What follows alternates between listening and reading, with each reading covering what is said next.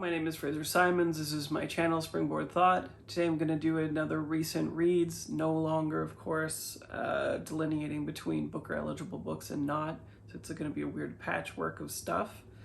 For instance, one book that I'll talk about today is from last month and would have been eligible but isn't now and was on the tops and flops. So we're just bringing it together.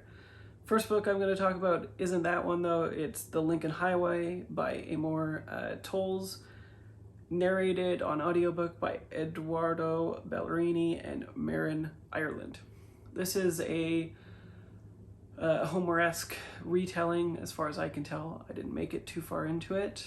About 2 hours in the audiobook is when I bailed.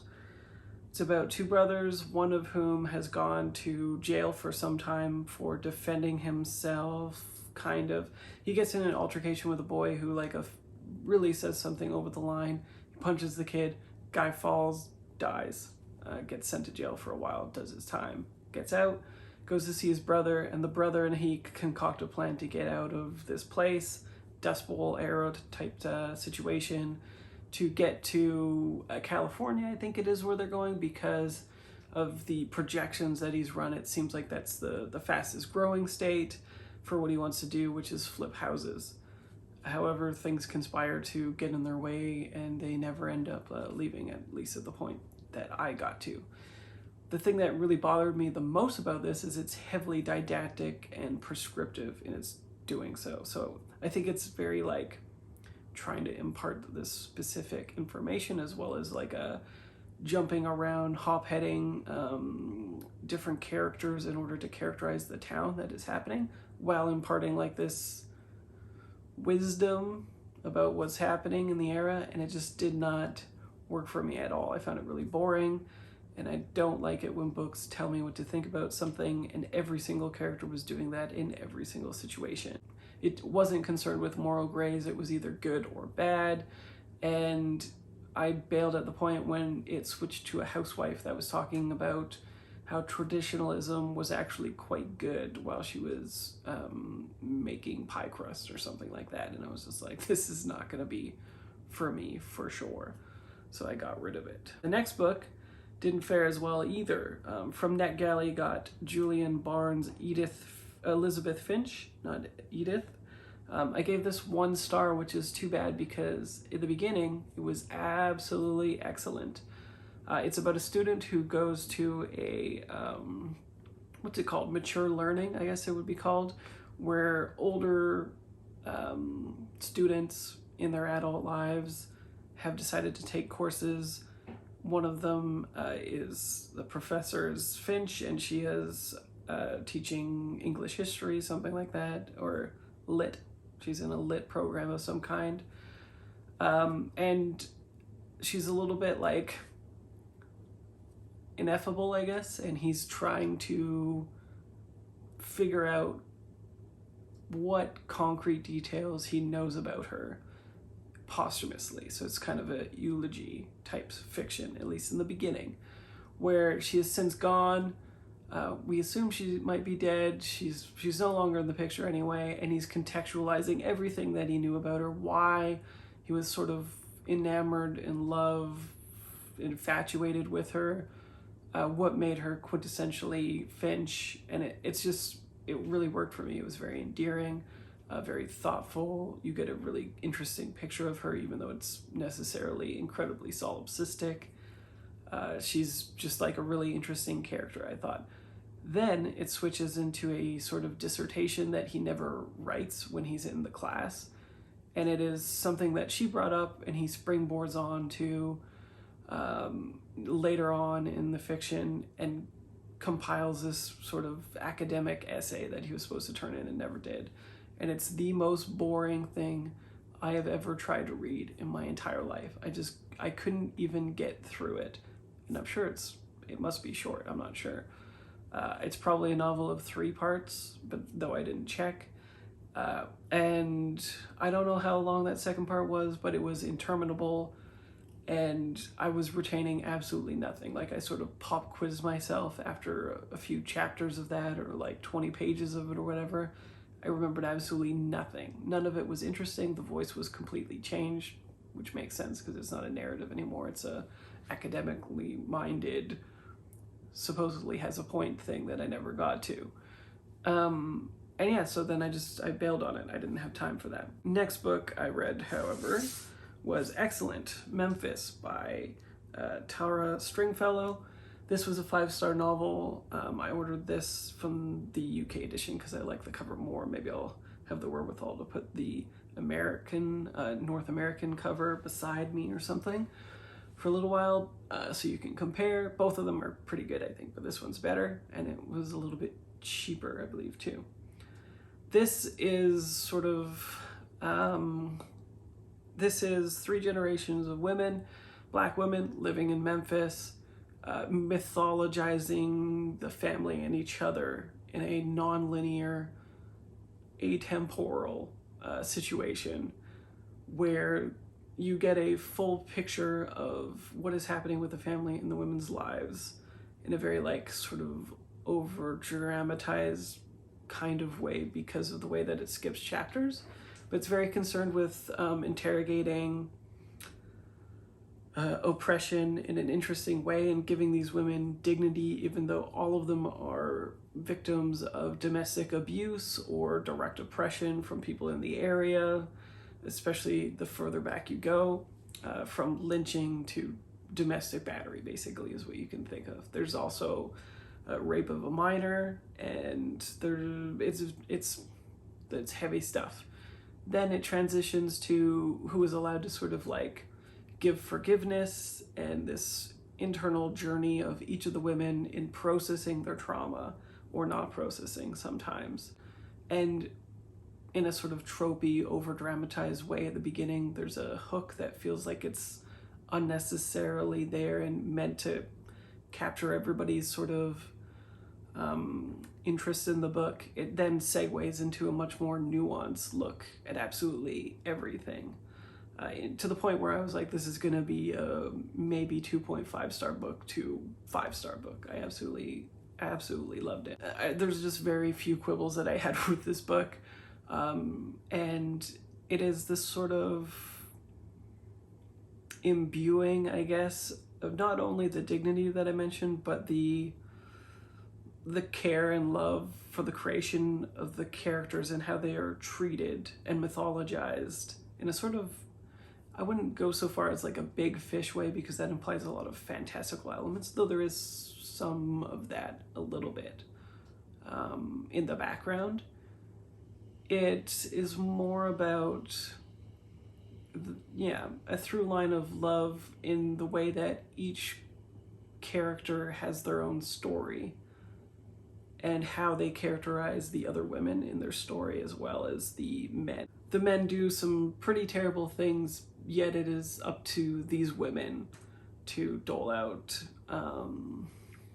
empathy, dignity, and the larger, wider characterization of why they do these things.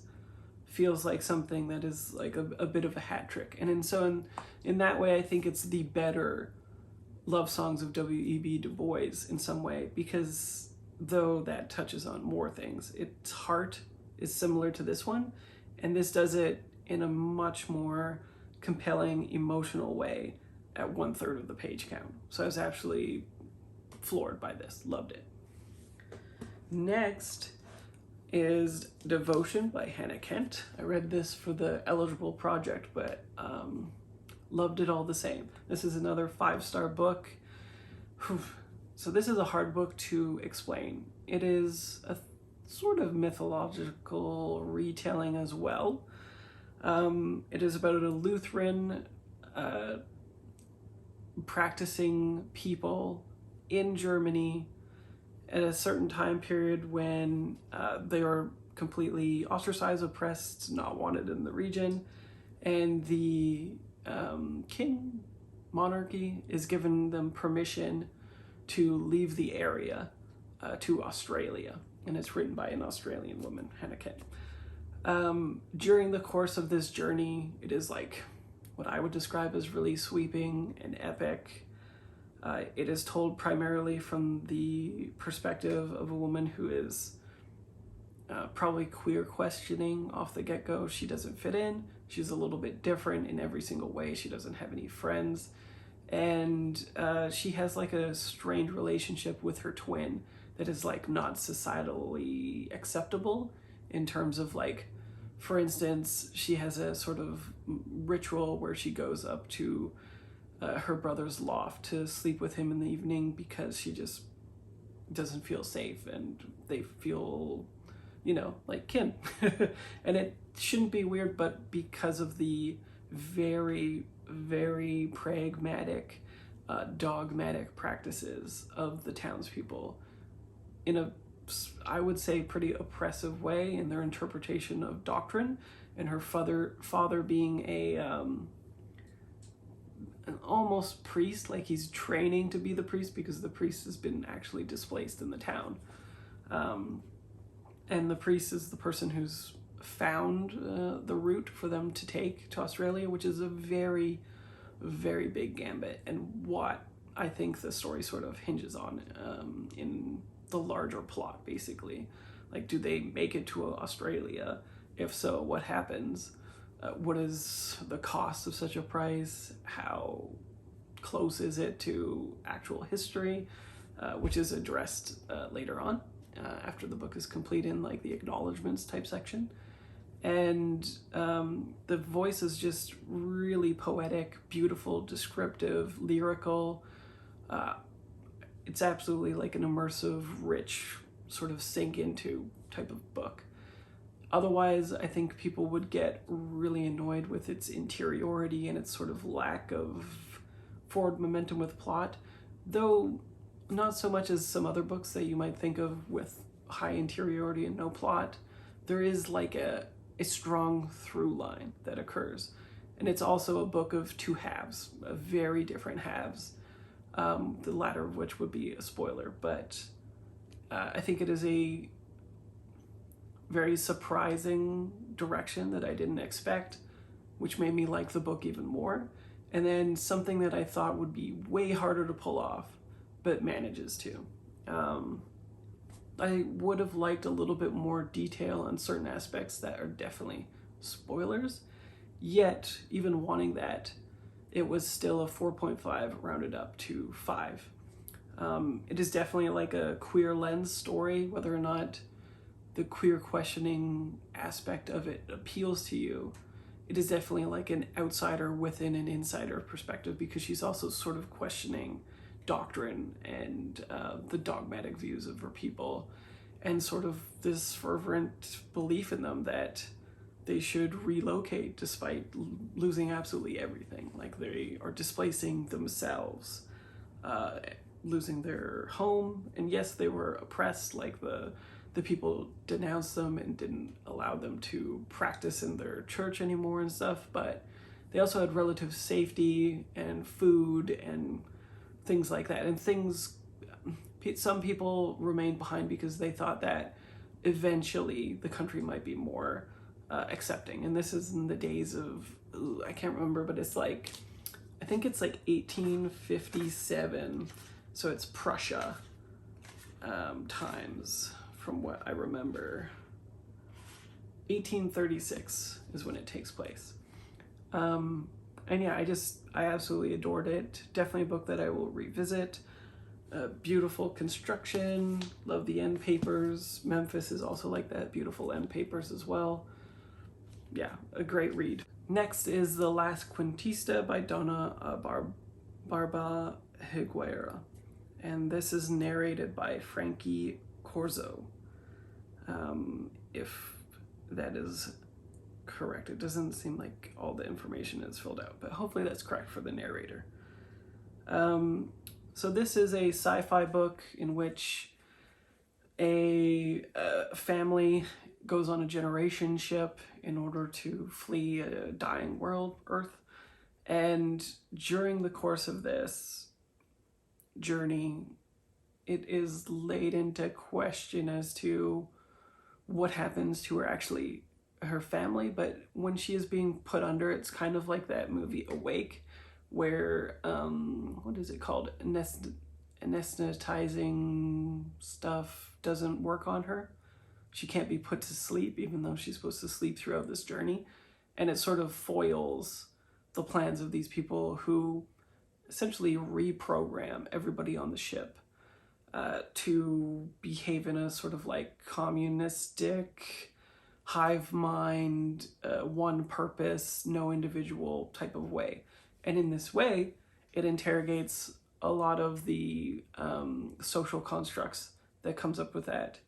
There are definite bonuses when they reach the planet and are trying to like form a colony, and there is a group of dissenters that are completely against them, and I guess have not been supplanted in the same way that whomever decided to reprogram these people have done so. So there's a conflict on that side, and then there's a conflict of interiority, and then it's a way of directly confronting colonialism, and also the way in which stories are told, because she wanted to be the equivalent of a storyteller, which passes down information that's very vital in a mythological, folkloric type of way. And so these aspects interweave pretty significantly into the story in an interesting way. However, going into this, I did not know it was a children's book. I knew it had won an award, but I didn't know that award was for like YA or children's or something like that.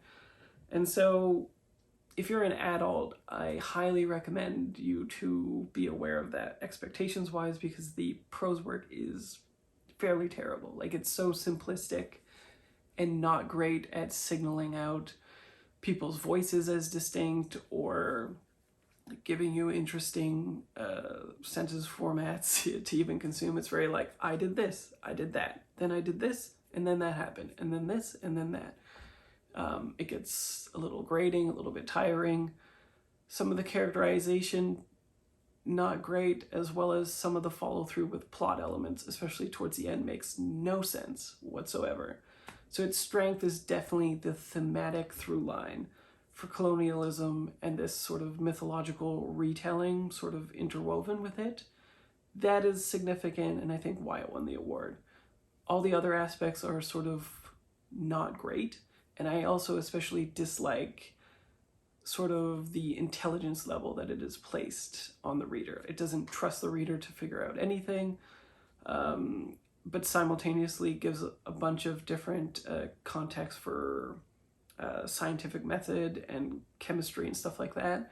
Yet with plot details, it is so didactic and explanatory and perfunctory in some ways that it just feels like it doesn't respect the reader's intelligence, even though it's a children's novel. And so it just feels very incongruent with that. Like, maybe that's a publisher thing where they pushed her to insert these details because it feels very incongruent. Either way, I gave it 2.5, rated 3 stars on Goodreads, up because overall I was fairly positive on it, but it was kind of a letdown because I didn't realize I was reading a children's book until a little way in, which is on me, of course. And then lastly, I'll talk about Strong Poison, Lord Peter Wimsey, Book 6 by Dorothy L. Sayers. I gave this 4 stars. It's really fun. It's a classic mystery. I would say fairly straightforward in its structure, but what's different about it is it opens in medias res with a court. And that was pretty, like, fairly novel to me. I'm fairly sure I've seen that a few times, but this was a really good way of giving the reader all the information that they could possibly need about what is happening currently, which is one of the main characters that I guess is incorporated in this story going further, is being on trial for murder, and they're giving the people, the jury, the significant details of the case in a sort of like what Wimsey thinks is a very like prescriptive, condescending way, but works quite well for the readers because we're not aware of anything at all. And then what ends up happening is it's a hung jury, and Wimsey, very convinced that this woman hadn't done it for certain reasons, goes out and tries to solve the case and prove that she indeed didn't do it. I really like the characterization. Some of the characters feel very like samey because they're like upper middle crust British people and they're not wearing different hats, as Gaiman would say. They're all kind of blending together in the way that they talk, and their personalities are fairly similar, except like some are haughty and some are not. But it kind of worked for me. I was just kind of into it. The narration was good. It's by Ian Carmichael on the audiobook. And yeah, the plot was satisfying. Characterization was fine. It was a little bit overlong for me. I gave it 4 stars. I definitely would continue with it, and I indeed plan to. I saw this on Sarah's hardcover Hearts, and this was sort of the progression that she recommended for reading the book that she had just read. And ironically, I was able to get this one, the first in the progression that she recommended, but then the library removed the next 2, like the next day or something like that. So I don't know if I triggered some sort of algorithm thing. We need to get rid of these books right now, but yeah, I can't progress into that thing and not even read the actual book that I wanted to read, the 3rd in this progression and like 9th overall or something like that. I can't remember the name of the book even, but maybe it'll come back. I've got it wish listed on Libby. I don't know. And then lastly, I want to talk about The Swimmers by Julia Otsuka. This book is a book that I really hated. I talked about it on my tops and flops, so I won't go into it too much, but it goes into a chorus of wheeze for the amount of people that are going to an underground swimming pool and contextualizing them through a group think, which I thought was pretty interesting, but overlong. It creates like in-group, out-group with them. They're fairly interesting to begin with, and then drones on, and then it transitions into a spot where it's an older woman talking to you, like second-person perspective, and it seems to be her granddaughter, I think, talking to her about how certain memories that she has are gone, and it seems to be a woman with dementia. And it just didn't work for me because it's telling me, the reader, who I am. And I'm not that person. There's some dissonance created. Maybe if it wasn't so hyper-specific, that would work.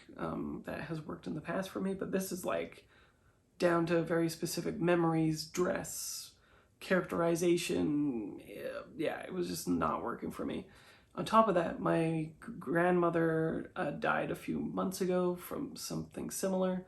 And so I was just, the two experiences can't, even if there wasn't that much dissonance, my experience not meshing with the other person that I'm supposed to be in this narrative was incongruent anyway. And it sort of felt gimmicky and shitty, and I just really disliked it. It actually made me very angry for some amount of time. I put it down immediately, something like 25-30% into the narrative, and that's it. Yeah, so couldn't handle it.